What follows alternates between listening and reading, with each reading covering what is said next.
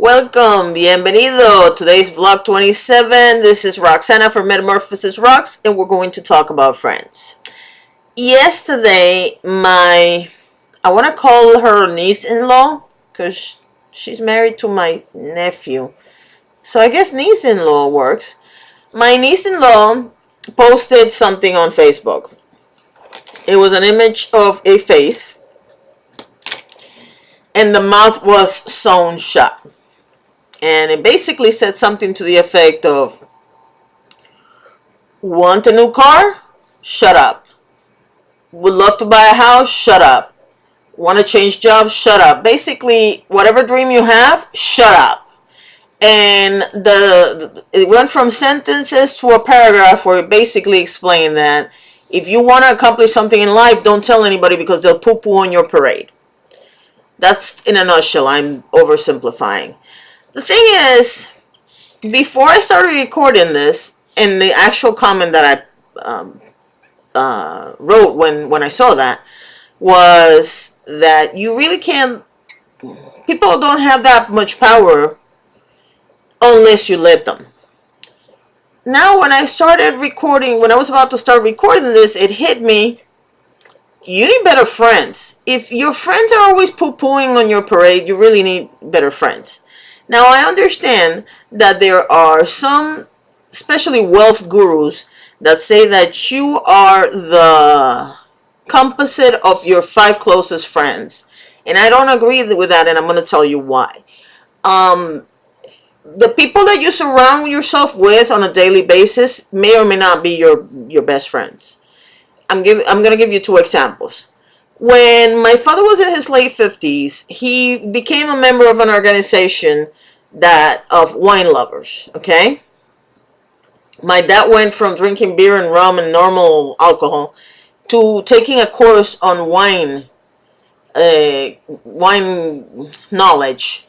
And of course, that meant that he met a lot of people that were in very different careers than he was. My dad was a very successful salesman for IBM back home. And we were doing really well financially at this point. And I don't know if he believed that whole idea that your 5 best friends determine your wealth.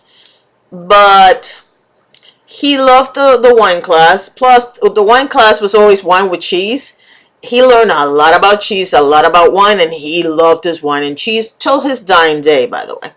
So he became friends with all these people and whatnot, and I will never ever forget this. We went to the house of one of the members because there were 2 tiers at that point. There was the first group, that was the group that organized the class, taught the class, and that first group that graduated became the first tier of the originals basically in that club. And then my dad's class was the second class. They became the second tier.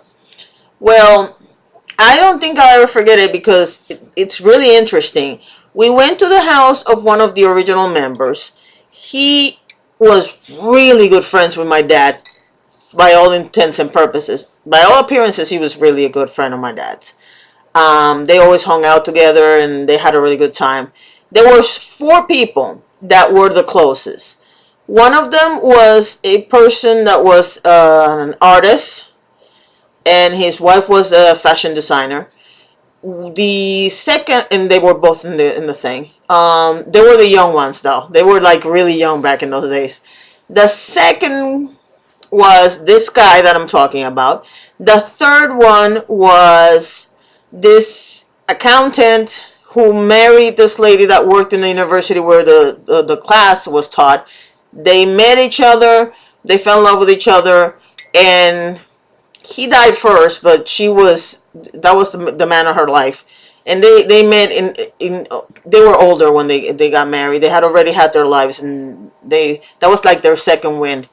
And then the fourth was my dad and my mom. Now, out of all the people I just mentioned to you, I believe the ones that took the class were my dad. My mom did not, but she loved wine. The accountant and his wife. The young couple, I think he's the one who took the course. I'm not sure if she did. And the gentleman that I'm going to talk about was the one who took the class in his marriage. He and his wife were really nice people. They had three, and they had been married for a very long time. Now, this couple, and I'm going to give you all the specifics. Every country you go, you're going to have the same crap that you have in the United States. Whether or not it's that obvious, we can debate. In Puerto Rico, it's the same crap. If you're whiter, you're better than if you're not. And this young man was black. Well, he was not young. He was my dad's age. But what I mean is, he was black. He studied chemical engineering, created his own company, and was on his way up when what I'm about to tell you happened. Okay? He was very well off at this point, and he went from having a normal 3-bedroom house in a very nice neighborhood to getting what we call the Hollywood of Puerto Rico. He got this mansion, and I'm telling you, like you see it in the movies where you have the 2 staircase going down to the pool, and then the rest of the grounds, and when you look up from the pool, you see the whole mansion with all the rooms and all this other stuff. They had so many rooms they didn't have furniture to fill it. That's how big this house was. Beautiful house in this beautiful neighborhood that we had back in the day on the island.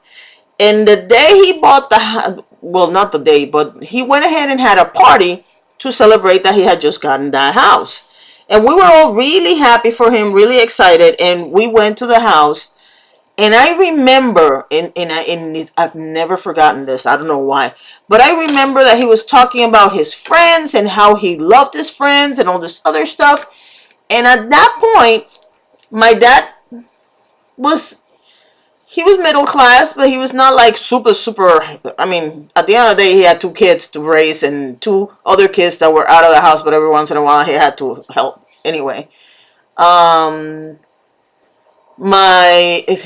young couple, even though they were okay, they had a beautiful house too, but they were not millionaires either. And the accountant and his wife, she was old money in Puerto Rico. He was not, but they were very well off. So what I'm trying to say is that everybody was in a different place economically. And this guy had obviously gotten to the point where he was making really big money, and he had a very different status than everybody else at that point, except for maybe my godmother, who happens to be the wife of the accountant. But anyway, the bottom line is, he made this really big statement of here is to friendship and friends and all this other stuff. And that was the end, pretty much. Because even though they still met at the events for the group, he basically started hanging out with other rich people. And it's not just the end of the friendship as a group. His wife didn't make it because he dumped her for a younger model. His company eventually went bankrupt. I don't even know if he still has the house. I don't even know if he's still alive, to be honest with you, because they're older. Everything went belly up. I can't tell you if it's because he got it in his head that he was better than anybody else, or if he was just going for that motto of your wealth depends on the 5 people that you surround yourself with. I'm going to give you a second example, and this is the reason why I'm saying this doesn't play very well. My godmother, who happened to be the wife of the accountant, was all money. Her family owned.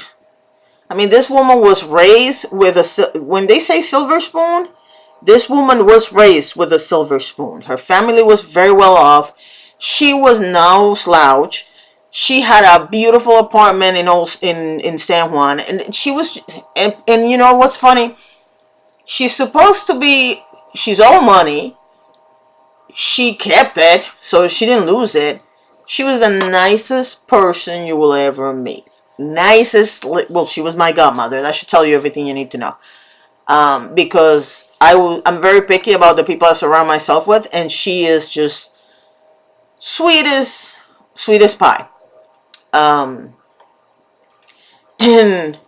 when my father retired and they went from having a lot of money to, obviously they had to consolidate a little bit, she was still there. She was there all the way to the end until She herself got, ironically, Alzheimer's, and she couldn't drive to my parents' house because she would drive herself to my parents' house. And when her husband died, basically, I would call on a weekend and she would be in my house with my mom and my dad.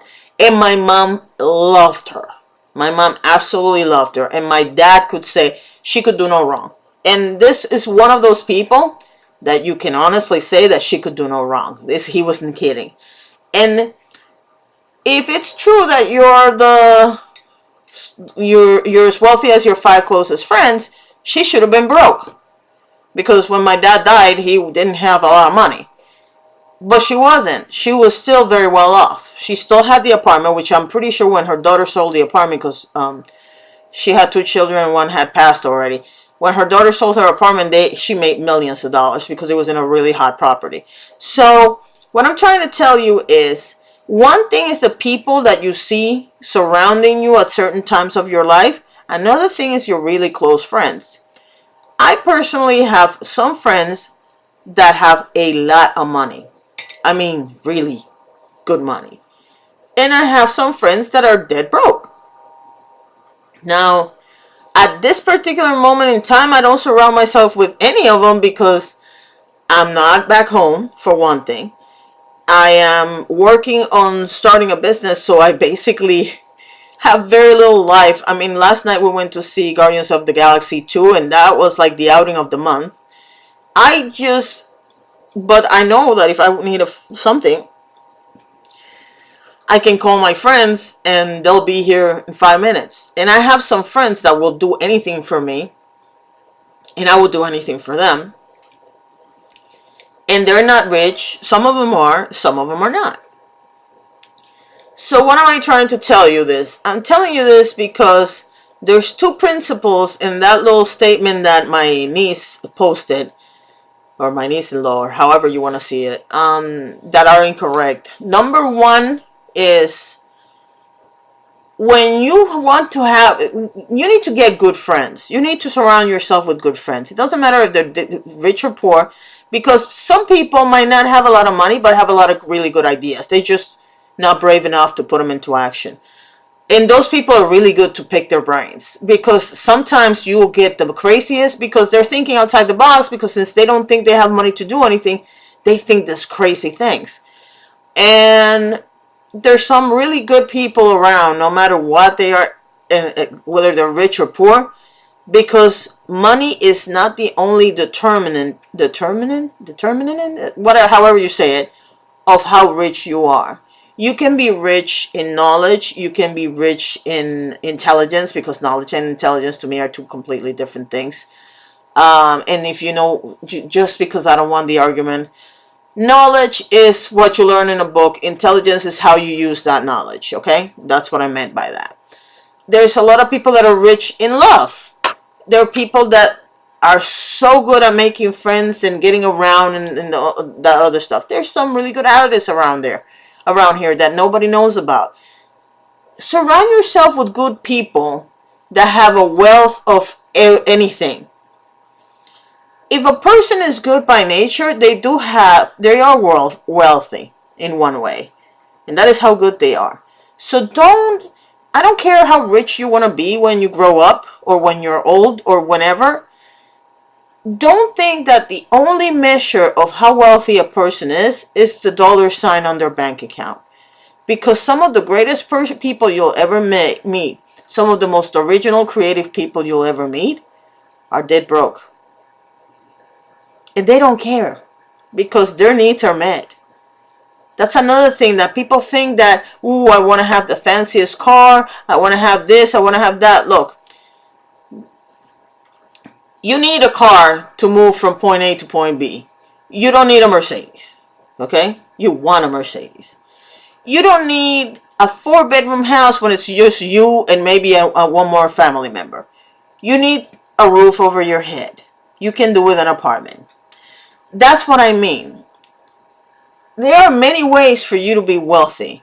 And I understand that we live in a society right now that craves celebrity like at no other time in history. We, for some reason, think that the Trumps and the Rockefellers and Uh, I don't even know who else has a lot of money. I mean, I know, I just don't know how to say their name, so I'm not going to say it here. But, like, for example, Salma Hayek married a French guy that owns a bunch of businesses, okay? Just because they have money doesn't mean anything. Yeah, they can show off a lot of stuff, but what, in his case, obviously he's smart because he's the one running the companies. But the average person, they might be smart in one thing and totally stupid in another one, okay? Just because you see a lot of wealth and you think that you're going to do as good as them doesn't mean anything. Surround yourself with people that have A, a brain, and B, a heart, and you'll be fine. And as far as not telling anybody about your dreams because they might poo-poo on them, number one, if that's the kind of friend you have, you need to get better friends. And number two, if you let anybody derail you from your dreams or for what you want to do in your life because they're going to poo-poo on it, maybe you don't want that dream as much as you want. And I'm going to give you the perfect example again. I'm building a company little by little. I am doing like this much every day because every day I do something so that maybe in the next couple of months I can say, okay, business is up and running and I have clients and all this other stuff. I have had everybody and their mother tell me how I need to get a job. And I have told every single one of them, good luck finding a job for a 50-year-old because everybody wants you to either have a start from the bottom because, well, you're 50, you don't have that much stamina, so you better start doing simple stuff. Or they consider you a has-been and they don't want to hire you. Or you're overqualified, depending on where you are and what kind of job you're looking for. And I'm telling you because that's been my experience lately. Number one, I don't care what your opinion is of me, because if you're going to base your opinion of me in the fact that I decided to build a business at 50, then you don't know anything. People start businesses at any age, anytime, ever. The guy that invented Grey Goose is a very good example because people keep mentioning him. He didn't start a business. His first business was not Grey Goose. He already had a business. But the hit was Grey Goose. And it was when he was 70. So what does that mean? We're all here. We all have a purpose. And if you're going to surround yourself with good people, it doesn't matter how crazy your dream sounds, they will support it. And that's the kind of people you need to surround yourself with. If you really think that keeping your mouth shut about your dreams is a good idea, then I'm sorry, but you're just a coward. Or you're too young to understand how this works. And the reason why I'm telling you this is because you never know who around you has the means or the resources to make your dream happen. I have been in conversations with people and they're like, oh my God, yeah, I wanted to do that. Let me give you this resource for this.